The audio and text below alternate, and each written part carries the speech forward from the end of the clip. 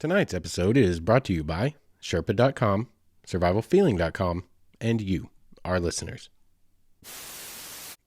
I made you a sandwich. Now ski 37 days and 600 kilometers to the South Pole, and you can eat it.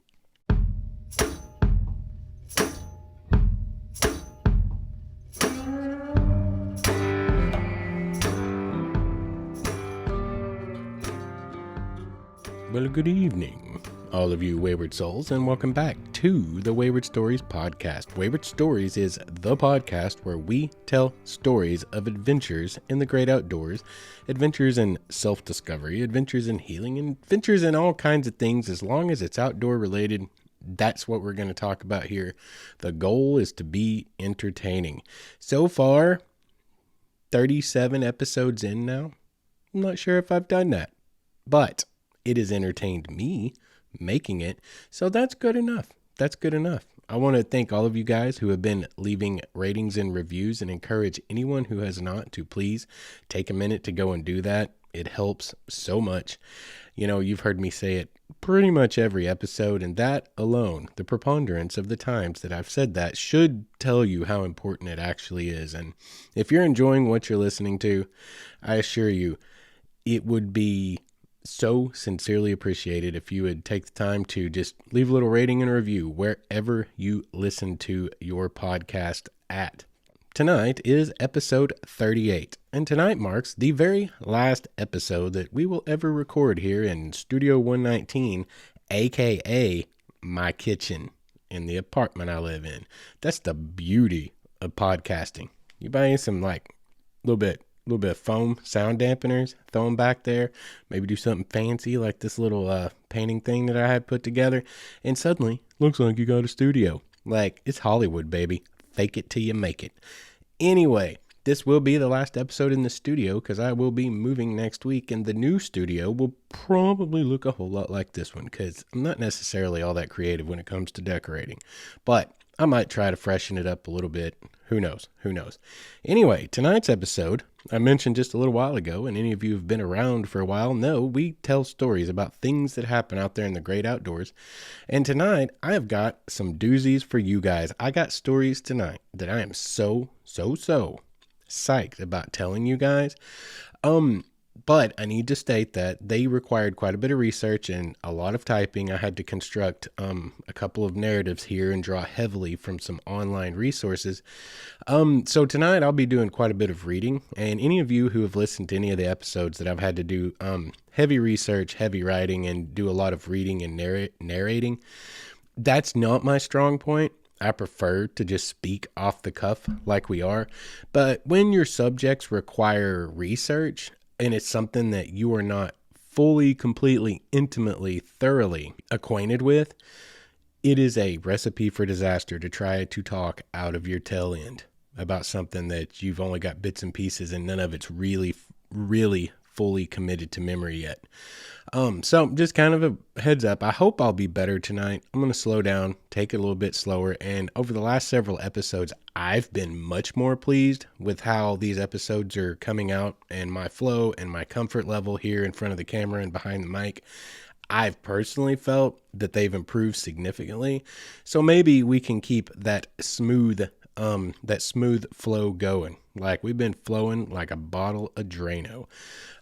So hopefully we can keep up with that. Maybe these will be a little bit better than some in the past. I know some of them, it's hard for me. Well, most of them, it's hard for me to go back and listen to. I do not like listening to myself. If it weren't for y'all's continued positive feedback, I would probably be like, yeah, this is crap, Justin. You are crap. But I'm hearing good things, so I'm going to trust y'all's outside perspective over my internal self-critical perspective. So let's get on into it. What are we going to talk about tonight? You may remember the Badass Women of the Yukon Gold Rush episode, or the Klondike Gold Rush episode. That was one of my favorite episodes to research, favorite episodes to record, and it's been one of you guys' favorite episodes. It is the most downloaded episode of any of the ones that I have put out to date. That one in particular, I got a nice little email from a history teacher informing me that he was going to use that episode as a as a teaching tool and allow his students to listen to it because they were reading a book about the Klondike Gold Rush. And that, God, that y'all, for real, that was like everything to me, because I love history and I love the outdoors, and that's a place where they both kind of came together and converged, and I put out an episode and it actually accomplished something. In a different life, I would have been a history teacher, okay? I might actually still, don't put it past me. No, wait, somebody tell me that I can't, because if you tell me that I can't, then I'm going to go do it. I'll be a friggin' PhD before it's over with if you tell me I can't do it. But anyway, that one was one of my favorites ever, and it's been one of our listeners' favorite episodes, and I've been wanting to do another one. Problem is, I've been having a little bit of trouble putting together, a theme. You want to keep them thematic. Badass women of the Klondike, that's simple enough. There were several in one event in history, and I could talk about all of them. Finding enough content for an episode that's all within the same thematic is a little harder. So it's just been sitting around, hanging out on the back burner for the last, several months. But I came across a story in my Facebook feed in one of the groups I'm in, actually Ridiculous Historians, which is a great group and a great podcast done by Ben and Noel of Stuff They Don't Want You to Know fame and the How Stuff Works family. And Ridiculous History is a great podcast, and they just talk about ridiculous things in history. But the Ridiculous Historians is a Facebook group for the podcast for all the listeners, and you get lots of great info shared in there. And I saw one of the stories I'm going to tell tonight that I had to work heavily to construct a narrative out of, based off all the information I could find online. But it was so inspiring and also just absolutely incredibly awesome that I was like, yeah, okay, that's going in the podcast. That's perfect. And it kind of just came about as I started looking into it. I was like, you know what we could do? We may not be able to do a thematic of badass women in a certain area of pioneering exploration, but we can do some badass women firsts. There's lots of things that women did as firsts, and that's what we're going to be doing tonight. You guys are going to dig these stories we got tonight. I'm really pretty dang positive about that. Tonight's stories are going to kind of be the tale of two social situations here we have on this planet in humanity.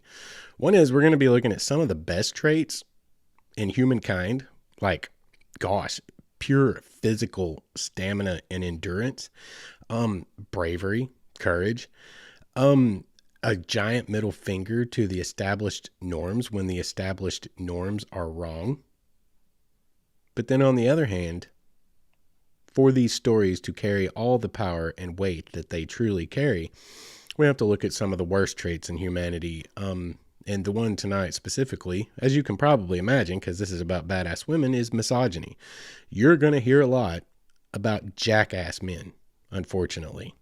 Speaking as a man on behalf of my gender, it's painful to listen to, but it's also a little bit of a lesson in how far we actually have came. I know we're not there yet. Don't anyone think that I'm saying we're there yet to true equality, but we've come so far from where we used to be. So in a way, it's a story of good and bad. All of our stories are stories of good and bad tonight. Something I have kind of noticed, and doing this podcast has helped me understand it better about myself, because I've mentioned so many times, I don't know how to really interweave it all together, but somehow my love of the outdoors is intertwined with the traumas that I've faced in my life and the healing from them and getting past it. Somehow the two go hand in hand. Trying to weave it together into a narrative has been tough. In doing 37 episodes of this show, we have evolved, and I think it's kind of silently, slowly in the background of my mind started to kind of expose itself as to how the two make sense together. And tonight's episode kind of dawned on me, like, as you read through any stories of things that awesome badass women have done out there in the world over time, ever, it always really comes down to one thing that really seeded it to send them out. And it was the wilderness was a place of peace, as opposed to their personal lives that were very, very often traumatic, or in one way or another, very, very exclusive of them. And I found over the years of researching and listening to other podcasts about wilderness things, like there are so many groups out there in the world that are starting to recognize, including the psychological world, the benefits of going out in nature. Like there are therapists now who literally prescribe nature therapy for some of their patients because it's just finally being recognized how healing wilderness is and how comforting it is. And I think that maybe at the seed of that, this is just a hypothesis, a theory. Maybe at the seed of that is the fact that the wilderness does not discriminate. And that's what it started to help me realize about myself. Like when I was very young, I went through a lot of crap. I've told you all that before. I did not have a great childhood. It's one that I care not to remember most of the time. But I was like the only 12-year-old I knew in 1992 that had a go bag. Like, I'm going to tell y'all a little bit of personal stuff here, and it's kind of embarrassing, but you know what? Maybe someone needs to hear it. I was a 12-year-old that had a go bag. Y'all, this was before even Y2K. Okay, like we weren't into like, I mean, now it's common parlance, the doomsday preppers, right? We got all these stupid TV shows and everyone thinks the country's literally about to descend into civil war. And it's been going on. God, I've been watching this happen since like 2008. And it's not going to happen. Not that way. But I was like a prepper before there were preppers and I didn't even know what I was doing and I didn't know why. And now as I look back on it and with all of these episodes under my belt, something is starting to come to the surface. And I think it's the idea that what I maybe recognized as a 12 and 13-year-old going out with my friends and their dads into the hunting woods, into the deer camp, out to fish on fish camps, and what it was about nature that truly spoke to me was nature didn't discriminate against me. Like I was a poor kid growing up in a little town that, I mean, to my mind and my recollection, did not care for me. I was humiliated all the time for the holes in my sweatpants. And like, I mean, growing up poor sucks. Anyone who's ever grown up really poor and been humiliated over and over and over again at school, like, y'all, let's not even get started on schools. It is a gross little ecosystem. It's bad. But I hated my childhood. I absolutely hated it.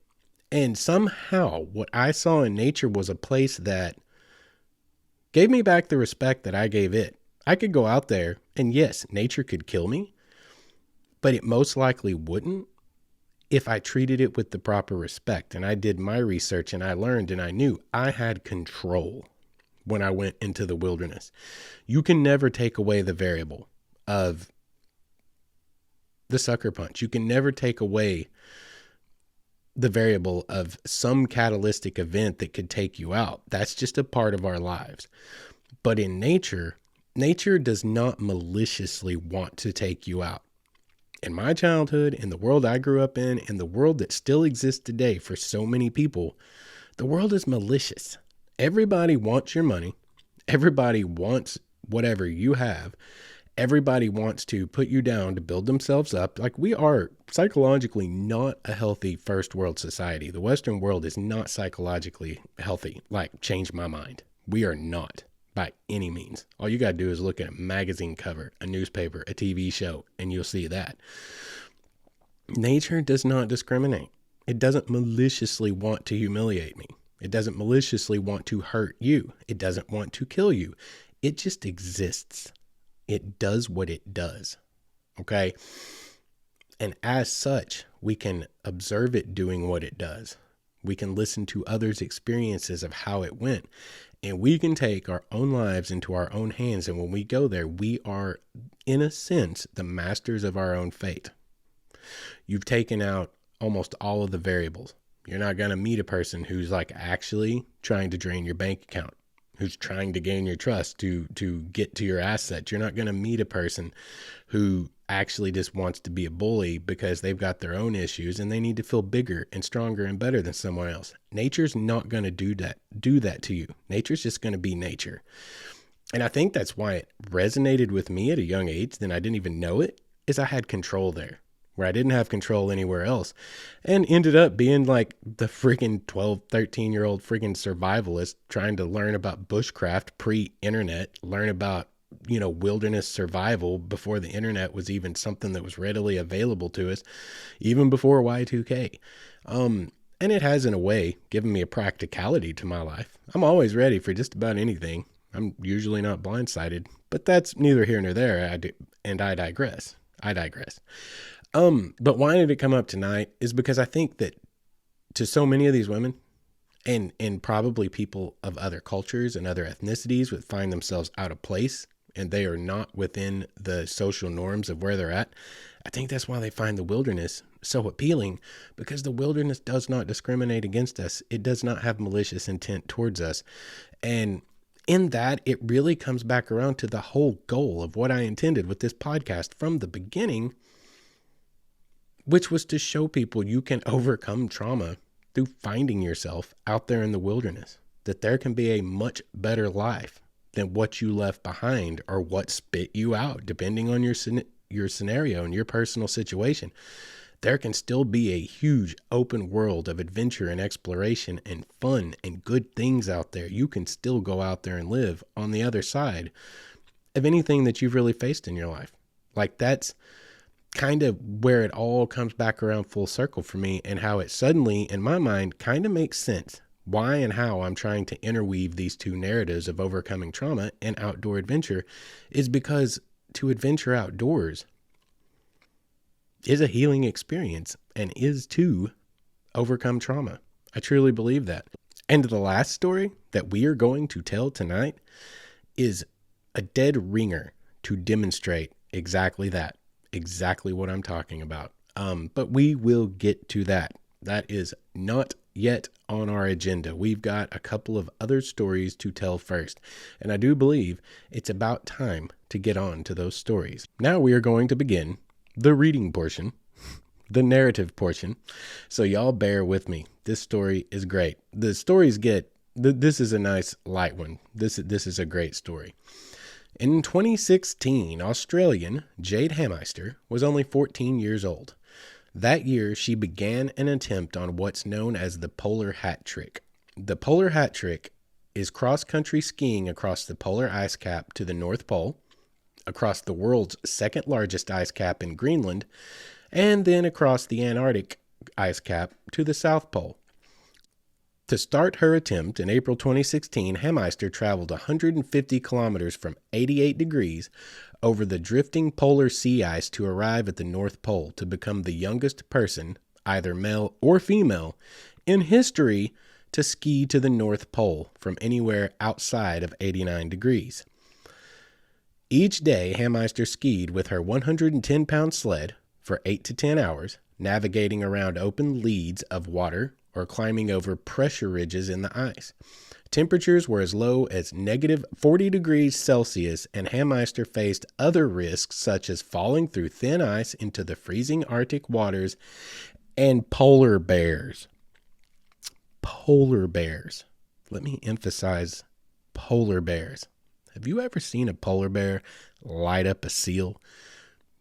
Do yourself a favor. Maybe not. If you don't like to see absolute unadulterated violence, don't look that up. But if you never have, I assure you it's incredibly violent. And Jade had to brave polar bears on her adventure across the North Pole.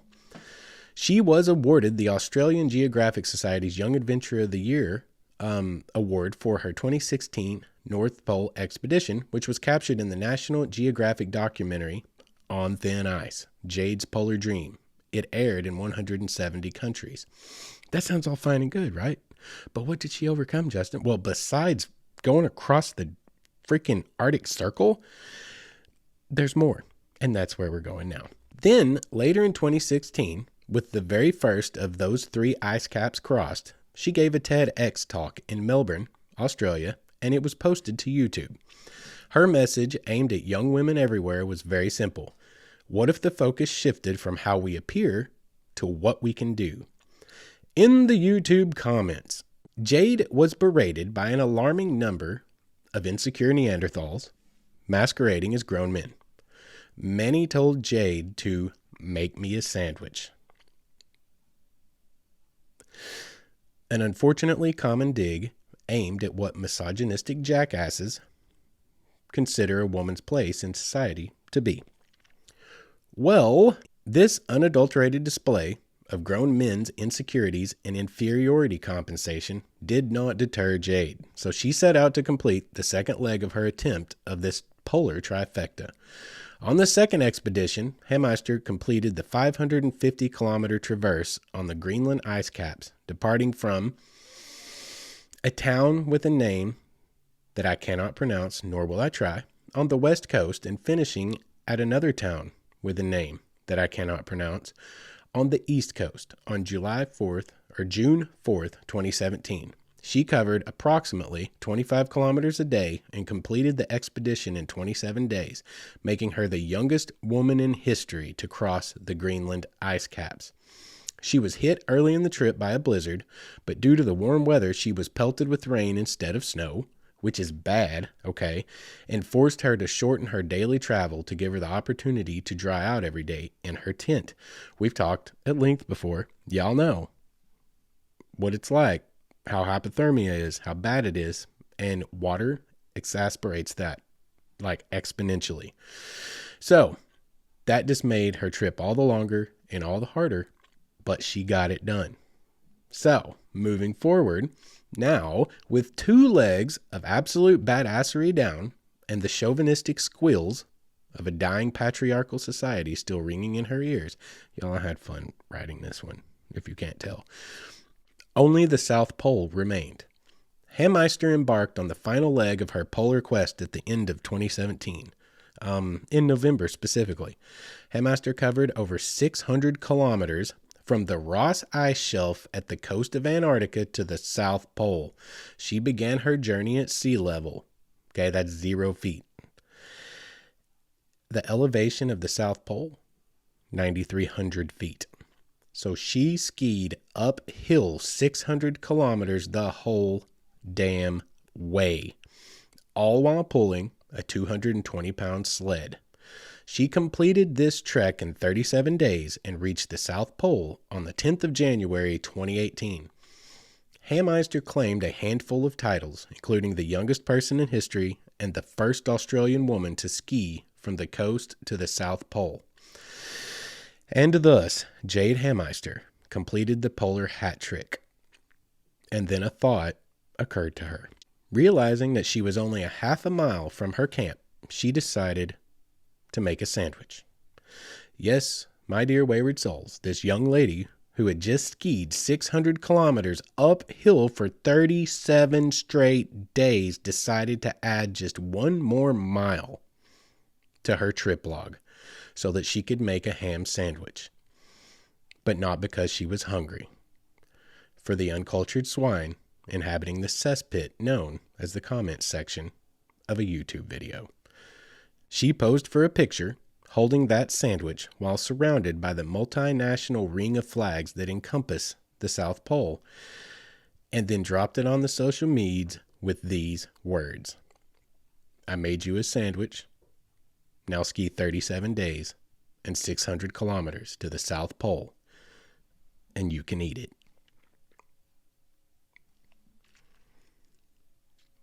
That makes me giddy. That makes me giddy. I love that so much. That has got to be one of the single most legendary mic drop moments in the history of womankind, y'all. She was 14 and she did all those things that 99.99% of the rest of us will never and could never do. Okay? A very small number of people are ever going to complete that trifecta. She's 14 years old. She did it unaided. Now, she had a party with her, of course. You know, you have to have that. Okay, nobody makes it to the South Pole skiing by themselves completely without a group of people with them. No one does that. No one, male or female. She did it unaided. She carried her own sled. She pulled her own sled and she made it to the South Pole. And then she dropped a big fat mic on the heads of all those misogynistic jackasses out there in the world. It blows my mind. It blows my mind, y'all. I don't understand that those men, that they still exist on this planet. My brain wants to believe they don't, and that was just trolls being trolls, but I know better because, Well, I work and live in the real world. And yeah, it does still exist. It still boggles my mind. But I think that we all learn when we see moments like what Jade Hameister did here. I think we all learn an important lesson that we should all take to heart. And that is a badass trumps a jackass every damn time. Somebody wants to hate on you. If you got trolls in your world, man, you eat that for breakfast. You make that your fuel and you go and do the thing. You go and do the thing. And then you troll them right back. It's beautiful. This is beautiful. Jade Hameister, you will never listen to this podcast. I'm just almost certain of that. But if by some off chance you ever hear my words, I want you to know something. You are absolutely, not that a billion people haven't already told you this, because they have. I've seen it. And you deserve every single word of every accolade you've gotten. But just from my heart to yours, you are absolutely the kind of role model young women in this world need, and grown women for that matter, and grown men for that matter. All of us. You are the kind of role model we all need. You exhibited so many amazing traits just to accomplish what you did. And I feel like your mic drop moment, it was perfect. I don't think it was distasteful. I don't think it was out of line. I think it was perfect, because sometimes the world needs to be reminded that the trolls do still exist, that they are still out there. And we have to continue to do these things and share these stories as a society to continue to push past it. I hope that my daughter, no matter what she does on this planet in her life, I don't care if she becomes an astrophysicist. I don't care if she becomes a pioneering woman adventurer like you. I don't care if she becomes a ballerina archaeologist, because that's what she's going to be currently. And in her words, because Daddy, you can't just do one thing your whole life, which I totally agree. And I'm here for you, girl. You do that. But no matter what she does, I hope she does it with the spirit that you embody and you displayed to the world with this polar trifecta and your mic drop. Jade, it took me 37 years to gain access to that giant middle finger that exists inside of all of us to anyone who would mistreat us or try to oppress us or try to hurt us. You did it at 14 years old. You are truly a role model. You have every ounce of respect that I have to give. And yeah. I don't know what else to say. That's it. Y'all, I just hope that someday I can be that kind of a badass in anything. I hope that I ever even get the chance. Like, that is a hard act to follow. But we need to keep moving with tonight's episode. So we need to get on to our other stories for the night. But first, we've run on 30 minutes now.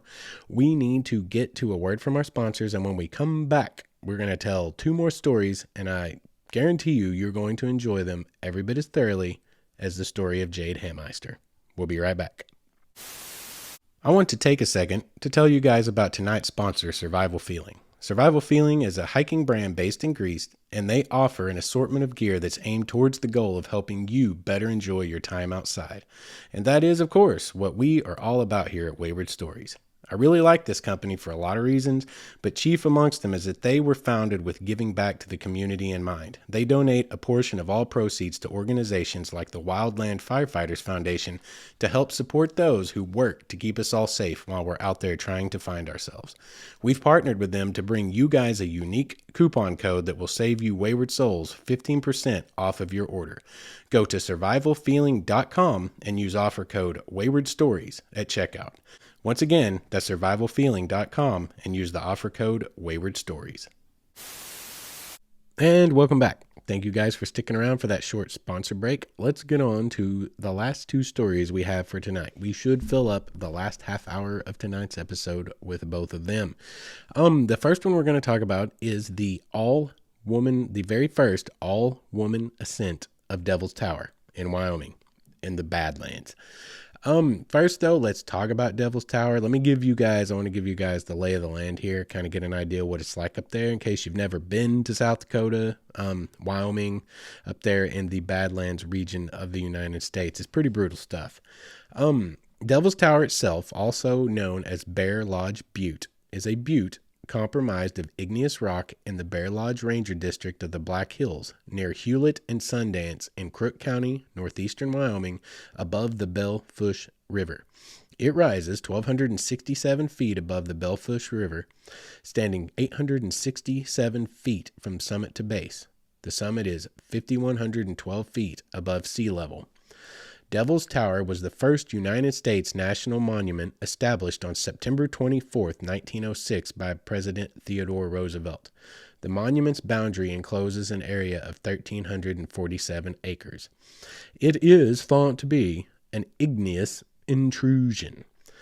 The Badlands themselves are absolutely gorgeous. They are on my bucket list, y'all.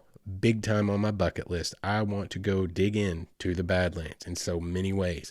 A whole lot like the Painted Desert. Many people have seen the Painted Desert because it's super easy to access and it's right off of Interstate 40, a major thoroughfare for people traveling anywhere cross country.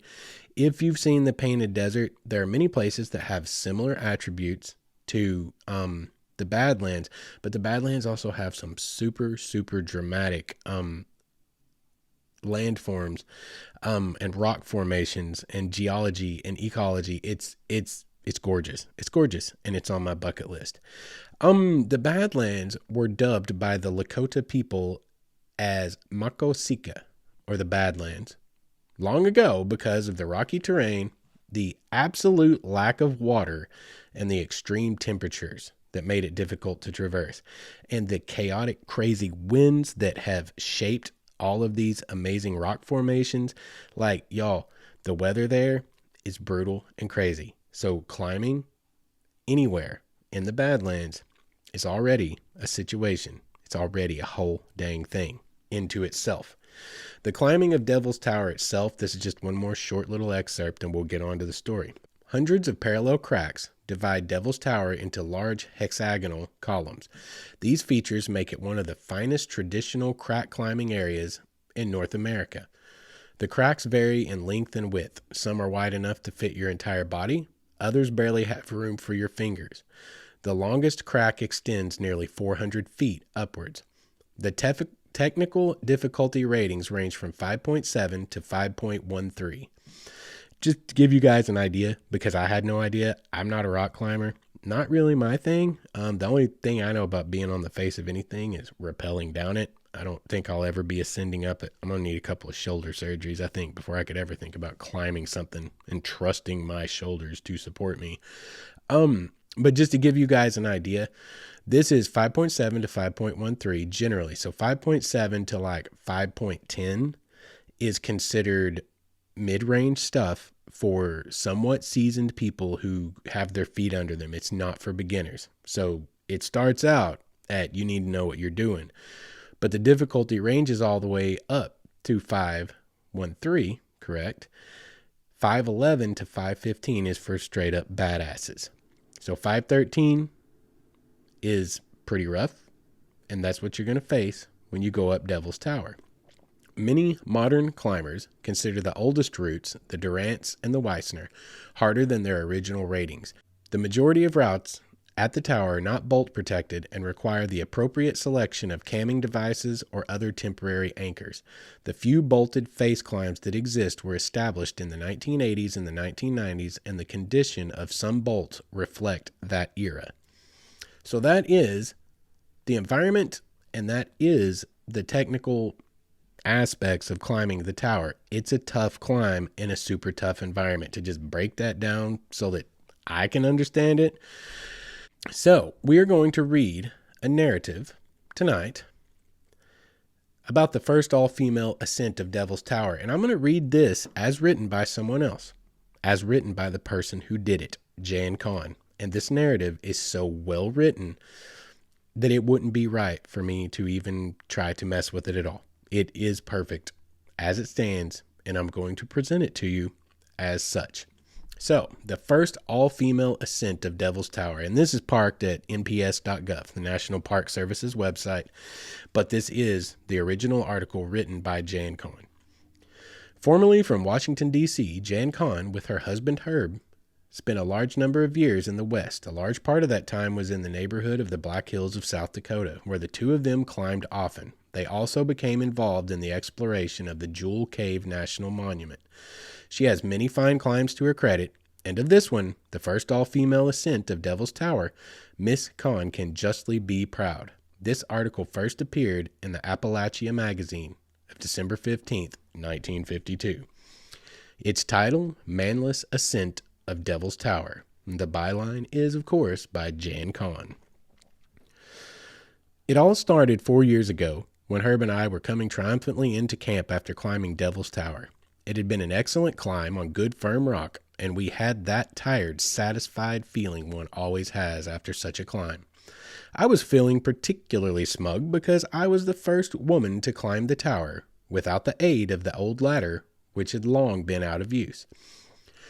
My self-satisfaction was short-lived. Curious tourists had gathered around us, asking us questions and staring at our ropes and our hardware, and after looking at me with what I assumed were awe and respect, a brawny Minnesotan turned to Herb and said, "So how does it work? Do you, climb up to a ledge somewhere and then haul her up?" Herb's careful explanation was lost to me as I fumed inwardly at the stupidity of the human race and the quirk of fate, which made me look like a pudgy schoolgirl instead of a tall, strapping Amazon. Y'all, I love Jan Kahn. I love this woman. At that moment, I took a solemn vow that someday I would climb Devil's Tower with someone who couldn't possibly haul me up, someone who couldn't get all of the credit for my straining muscles, if I could find another girl. Girl rock climbers who lead and are willing to assume equal responsibility for an ascent are fairly rare, but the climbing group in Washington, D.C. has turned out more than its fair share. They have developed female climbers who don't seem to have heard that men are physically superior to women. They not only do their share of backpacking in the high mountains, but they hold their own on the severe practice climbs along the Potomac River. I had seen Jane Shoaker do some superb practice climbing on the Potomac cliffs, and I knew she had spent several seasons in the mountains of western Canada. Pim and Ken Karcher, who had been in the high mountains with her, found her a camera friend and reported that her greatest fault was her insistence that if you stand out to the right of that foothold and lean back just a little more, it will make a better picture. Also, they said, she consumed more food than anyone they knew. Well, I have my own peculiarities, and I could certainly put up with hers if she could stand mine. Herb had long teased me about my dependence on a Clark bar for quick energy, sometimes even in the middle of a pitch. By our standards, a 2 Clark bar climb is a real humdinger. Also, the writing of the 1950s, I love it. I get scared sometimes, not when I am leading, but only when I have a secure upper belay. Also, I am allergic to carrying a pack. In spite of all these things, Jane and I decided we would give Devil's Tower a try. So at 4:30 a.m. on July 16th, 1952, the two of us crept out of the Devil's Tower campground carrying rope, hardware, a camera, and food enough, including Clark bars, for 6 people. As I was panting up the talus and wondering why the active life I lead doesn't make me lose weight, Jane was bobbing along behind me, munching on a plum. I was elected to lead the first pitch because it required a long reach, and being 1 3/4 inch over 5 feet, I was 3/4 of an inch taller than Jane. The pitch required balance and the use of small holds. Jane coming up under our tremendous pack was not happy. Therefore, we decided to haul it up in the next pitch, the Durant's Crack. I led again, taking well over half an hour on the 80-foot pitch. I didn't expect to lead the whole distance. For the last 20 feet, I was just looking for a pit and crack so I could climb down with an upper belay and let Jane lead the rest. We had so much trouble hauling up the pack that we ate some of the lunch, just to lighten the load, of course, before going on. Thus fortified, Jane took the lead. She jammed into a narrow chimney above, where I could hear her pounding in a piton. It didn't sound to me as if it were in far, and I heard Jane remark as she snapped her rope through it, "It might not hold some 6-foot muscle man, but it's good enough for us." Jane only weighs 109 pounds. As I shouldered the pack to follow Jane, there was a grim determination on my face. Carrying a pack up an inhale-exhale jam chimney is not my idea of a pleasant way to spend a hot summer day. Once jammed into the chimney with the pack, I seemed utterly unable to move. But with enough heaving, grunting, and pushing, I slowly inched my way upward. Jane's face looked concerned as my head finally emerged from the crack. She voiced her concern. "Golly, I hope the oranges didn't get squashed." The next pitch was a high-angle inside corner with an overhanging bulge at the top. Pittons had been left in this pitch. Someone had placed them at arm's reach to protect each tricky spot. Jane, as leader, discovered that in each case she had to take the difficult step before she was high enough to reach the piton which was to have protected it. Being short does have its disadvantages. Nevertheless, she reached the overhang in short order and pulled over to the belay ledge. It is almost impossible to climb Devil's Tower without gathering a large audience of inquisitive tourists. We could see them all grouped below and could catch occasional remarks such as, "Does someone pay them to do that?" And then the emphatic answer, "I don't know, but you couldn't pay me to do it." Jane and I grinned at each other. It seemed to be impossible for people who haven't tried it to understand just why climbing rocks is such fun. Jane's last lead had brought us up to the start of the traverse to the large bushy ledge where the serious climbing is over. Soon we were following the crude trail made by 75 or so people who have climbed Devil's Tower since 1937, when Weissner made the first ascent of the rock not using the old ladder. Beyond the ledge, 200 feet of easy scrambling brought us to the large rounded summit and the flying ants. One would think that with all of Wyoming to choose from, that swarm of ants would find a spot more to their liking than the top of Devil's Tower. But there they stay to pester any stray climbers who are foolish enough to invade their personal domain. After gleefully signing the register as the first manless ascent, Jane and I retreated to the edge of the summit for a bite of something besides flying ants. We had spent 6 hours on the ascent, and we used 2 more hours on the summit exploring, taking pictures, and eating most of the food we had brought. By the time we started down, it was really hot, and we found ourselves collapsing into every piece of shade on that sunny face. We had not brought a rappel rope, so we had to just climb down to the top of the Durant's Crack. Here we had left an extra climbing rope, and by joining the 2 ropes, we managed to rappel. At the base, there was so much picture taking and staring, and I was feeling wonderful. No one could possibly think that Jane had pulled me up, or vice versa. I looked too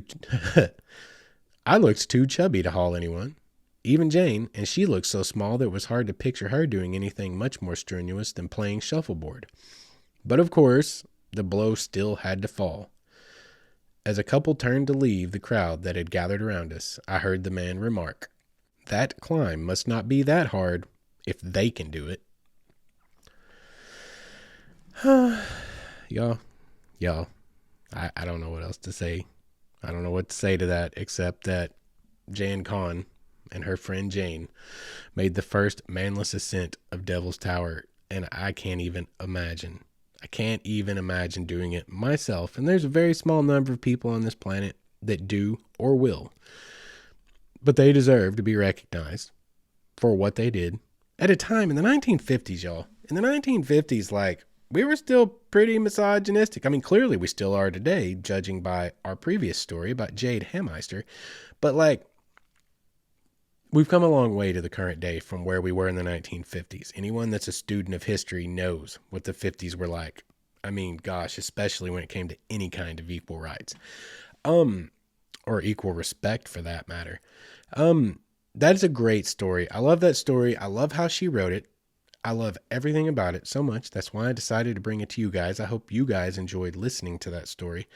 And that was a fun story. Our first 2 stories were a little bit more lighthearted. They were a lot more on the side of a little bit more of a playful nature on the female side to deal with the kind of flippant misogyny that exists out there in the world.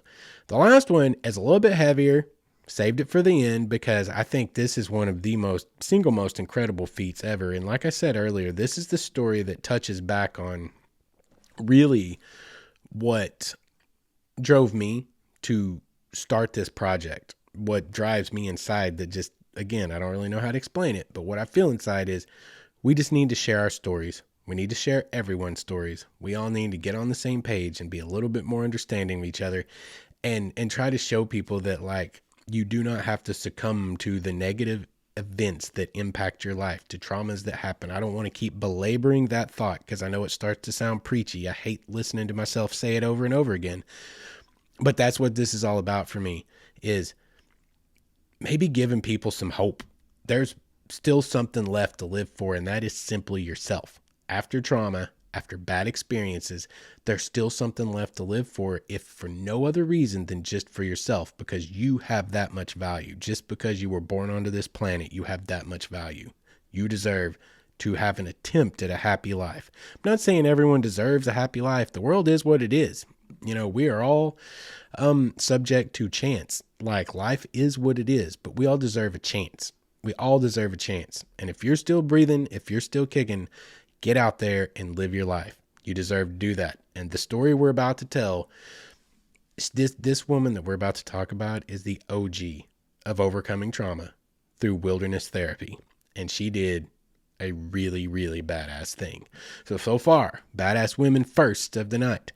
14-year-old Jade Hemeister, doing the polar trifecta, the youngest woman ever to go across the Arctic Circle, across the Antarctic Circle. Jane Kahn and Jane, let me get Jane's last name again. I don't want to get that wrong. Jane Shoaker, first all-woman ascent of the Devil's Tower in Wyoming. Now, we are going to talk about the first woman through hike of the Appalachian Trail. We are going to talk about Emma Rowena Gatewood, also known as Grandma Gatewood. She's famous enough in some circles that some of you guys may have heard of her. And if you have, you know, just hang with us, because we're telling this story one way or another, because anyone that hasn't heard this story, you need to hear it. This story is quite, this story should be inspiring. If nothing else in this world is inspiring, this one should be, because this woman did a whole damn thing, and she is the quintessential female badass. So Grandma Gatewood, we're going to give a little bit of her background, because it's very important to set up her background to illustrate the point that I'm making tonight about overcoming things in life through your exposure to the great outdoors and finding something else to live for out there sometimes. Emma Rowena Gatewood, known as Grandma Gatewood, born on October 25th, 1887, and lived until June 4th, 1973, was an American ultralight hiking pioneer. After a difficult time as a farm wife, a mother of 11 children, and a victim of domestic violence, she became famous as the first solo female through hiker of the 2,168-mile Appalachian Trail. In 1955, at the age of 67. Okay, we're going to go on. She subsequently became the first person, either male or female, to hike the Appalachian Trail 3 times, after completing a second through hike 2 years later, followed by a section hike in 1964. In the meantime, just offhand, in her spare time in between doing those 3 through hikes of the Appalachian Trail, she hiked 2,000 miles of the Oregon Trail in 1959. So, badass. All right, let's get to the story. May 5th, 1907, at the age of 19, she married 27-year-old Perry Clayton Gatewood, a college-educated primary school teacher and later tobacco farmer with whom she had 11 children. Y'all, this woman birthed 11 children. Almost immediately, her husband set her to work, burning tobacco beds, building fences, mixing cement, in addition to her expected housework duties. He was a rough taskmaster. Although PC was recognized in the community as a man of above average intellect, he had a mean streak, and within months of the wedding, he started beating his wife, a vicious pattern that continued for the duration of their marriage. In 1924, he was convicted of manslaughter after killing a man during an argument. He was ordered to pay restitution to the widow of the victim, but his prison sentence was suspended because he had 9 children and a farm to take care of. Emma recalled being beaten nearly to death on several occasions. When her husband became violent, she would often run into the woods where she found peace and solitude. In 1939, after yet another violent fight, PC arranged to have his wife arrested and jailed. Seeing her with broken teeth and a cracked rib, the town mayor took her in and found her a job. she filed for divorce in September of 1940, and in February of 1941, she testified against her husband in a hearing that resulted in the divorce being granted, giving her custody of all 3 children that still lived at home, and with alimony to be paid to her by PC. The justice system actually worked in that scenario. This was at a time when divorce was difficult, and after her husband had repeatedly threatened to have her committed to an insane asylum as a means of maintaining control over her. 6 years later, she began working at various jobs, renovating her house, and writing poetry. By 1951, all of her children were grown. So let's talk about her hiking career. What did Grandma Gatewood do? In the early 1950s, while reading a discarded copy of the August 1949 edition of National Geographic, Gatewood found an article about the Appalachian Trail. Here forward, we're going to call it the AT, because I'm already stumbling over words. The description and photographs captivated her and made it sound like something she could do. All that was needed was normal good health, quote unquote, and no special skill or training. She set out in July 1954, at the age of 66, to hike south from Mount Katahdin in Maine, and after a few days, she got lost, broke her glasses, and ran out of food. The rangers who found her convinced her to return home, but she decided not to tell anyone about her failure. And this is also, a lesson in perseverance, y'all. This is a lesson in never taking no for an answer. If you want something bad enough, go get it. So she, the following year, the age of 67, told her grown children that she was going to go for a walk. They did not ask where or for how long, as they knew that she was resilient and would take care of herself. This time, she started earlier in the year and walked north from Mount Oglethorpe in Georgia, beginning on May 3rd, 1955, and ending 146 days later on September 25th at Mount Katahdin. At the top of Baxter Peak, she signed the register, sang the first verse of the song America the Beautiful, and spoke out loud, "I did it, I said I'd do it, and I've done it." At the age of 67, she thru-hiked the Appalachian Trail, the AT, over 2,000 miles, 146 days. This woman is a badass.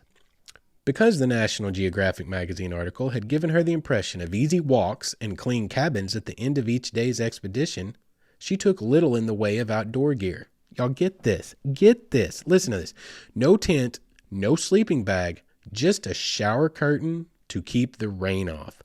She wore canvas Keds shoes on her misshapen feet and carried a small notebook, some clothes, and food in a homemade denim bag slung over one of her shoulders. When she couldn't find shelter, she slept on piles of leaves. On cold nights, she heated large flat stones to use as warm beds. When she ran out of food, she ate berries and other wild edible forest plants that she recognized. Y'all, not only was she a thru hiker, like she was a OG survivalist. She's like, that right there, bushcraft. That's bushcraft to the core. I mean, God, wild edibles. Like this is, and you know what? It also speaks to a different time in American history when to live anywhere meant you knew the land, you knew the plants, you knew what was going on in the world around you because your survival depended on it, period. God, but it's still extreme. It's still extreme. God, it's still extreme, y'all. Anyway, during her first thru hike of the Appalachian Trail, nigh on in June, local newspapers began to pick up her story. So she still had till September, right? Before she finished? Let's see. Yep, September 25th. So towards the end of June, local newspapers started picking up on her story. Beginning with the Virginian in an article in the Roanoke Times, beginning in Virginia with an article in the Roanoke Times, then the Associated Press did a national profile of her while she was in Maryland, leading to an article in Sports Illustrated when she reached Connecticut. The publicity made her a celebrity even before the hike was over. She was often recognized and received, quote, trail magic, end quote, assistance from strangers, in parentheticals, in the form of friends, food, and places to sleep. After the hike, Sports Illustrated ran a follow-up article describing her experiences on the trail. She was quoted as saying that, based on the National Geographic article's rosy description, she thought it would be a nice lark. It wasn't. quote unquote. She continued, "This is no trail. This is a nightmare. For some fool reason, they always lead you right up over the biggest rock to the top of the biggest mountain they can find." Newspapers across the United States, including the Baltimore Sun, carried articles about the, quote, jovial little grandmother who conquered the AT. In addition, she was invited as a featured guest on the news and talk television programs of the Today Show with Dave Garroway and won $200 on the televised quiz show Welcome Travelers. In June 1956, U.S. Representative Thomas A. Jenkins of Ohio entered a description of Gatewood's accomplishments and subsequent publicity into the Congressional Record. Gatewood again thru-hiked the AT Trail in 1957. She reported that the trail was in better condition that year due to the efforts by local hiking clubs to clean up and mark parts of it. She was invited to speak to students at various civics groups about her experiences. In 1958, she climbed 6 mountains in the Adirondacks in New York State. In 1959, at the age of 71, she was inspired by publicity about the Oregon Centennial Exposition to walk 2,000 miles or 3,200 kilometers for everyone outside of the United States and the Philippines of the Oregon Trail by herself, following the footsteps of the pioneer women who had walked the route behind the covered wagons 100 years earlier. Trip took her 3 months from Independence, Missouri to Portland, Oregon, averaging 22 miles a day. Her arrival in Portland was celebrated as Grandma Gatewood Day. Among her many gifts and accolades were trips to Hollywood for guest appearance on TV shows like Arc Linkletter's House Party and You Bet Your Life with Groucho Marx. Gatewood completed her 3rd hike of the AT, this time in sections, in 1964 at the age of 76. Making her the first person to complete the trail 3 times. She was also credited with being the oldest female thru hiker by the Appalachian Trail Conference. Y'all, Grandma Gatewood. So many first. And so much inspiration to draw from. Such a great example. That's a great role model too. She got out of a violently abusive, y'all, broken teeth and broken ribs. I'm no stranger to what spousal abuse looks like. Broken teeth and broken ribs is on the extreme end of the violent spectrum. That is extreme. And for her to survive that, overcome that, step out from that, and not be beaten into submission. Y'all, there's a thing. When women are abused, battered women, they have... Okay, look, I don't want to get too far deep into anything, but I know a little bit about it. And you can break someone's spirit. Many, many battered women end up with a broken spirit, and they kind of just give up on the rest of everything. I've watched it myself, and it sucks. Grandma Gatewood did not. And I hope any of you out there, if any of you have ever suffered from spousal abuse, don't put up with it. Get help to get away from it. And just look to someone like Grandma Gatewood. Look at what she did. She embodies the spirit of what I wanted to do with this project. God, she's my spirit animal. There still can be great life beyond trauma. No matter what your trauma is, there can still be great life beyond it. This woman went on. I'm not going to read all the rest of the crap she did because she did a ton of it. She traveled all over the country after this, through all of the 50 states and 3 Canadian provinces. She did everything. She also showed you it's never too old, y'all. She at 67 when she did a 2,000-mile through hike of the Appalachian Trail with nothing but a shower curtain and kids. Y'all. Don't ever say anything's too hard. Go back and read the story of Grandma Gatewood. Nothing's ever too hard. Look what she did. Holy crap. The quintessential badass. Y'all, I don't know where to go from there. And I don't want to sit here and keep belaboring this point.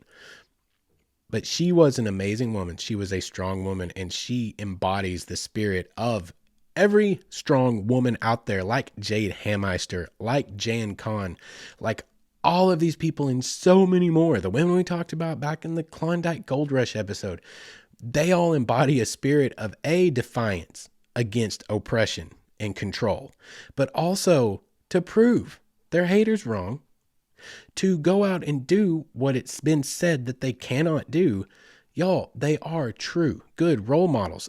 So much more than what we consider to be, say, a female role model for young females today, which apparently includes having to look like you've been stung on the face by a bunch of bees too many times. Today's quote unquote female role models, very, very few of them are actually good role models in any way, shape, or form, because it's all about appearance and it has nothing to do with the content of your character. These women embody the spirit of what a role model for young women and men and everyone. Y'all, we can all of us can take inspiration from this. All of us can respect this. And I don't know what else to say about it, because we can talk in circles all night. I can sit here and talk in circles all night. You guys have already learned this about me. I can talk in circles all night about the same thing and make the same point over and over, because it's just like a personality glitch I have. So I'm going to wrap it up. We're just going to go ahead and start to wrap it up here.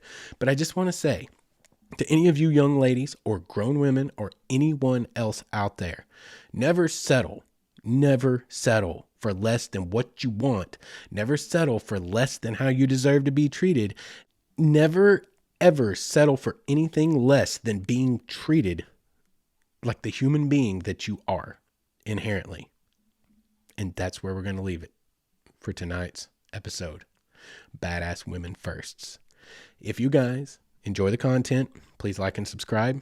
Please leave us a rating and a review. If you have stories of your own that you would like to share with us, please, by all means, shoot it to us at mywaywardstory@gmail.com so we can start putting together listener-submitted episodes. For anything else, if you want to find me on Facebook, Twitter, Instagram is where I'm mostly at. If you want to see photo galleries, anything you want to check out, waywardstories.com. Beyond that, guys, I got nothing else. I don't know what else to say tonight. Like, these stories speak to me, speak to my soul, and I hope that they spoke to yours as well. It's mid-February. I hope you guys are staying warm out there. I cannot wait to catch you in the next episode 2 weeks from now. Until then, you guys go out there and see if you can't embody a little bit of the spirit that these women embodied, and make sure to remember to be good to each other.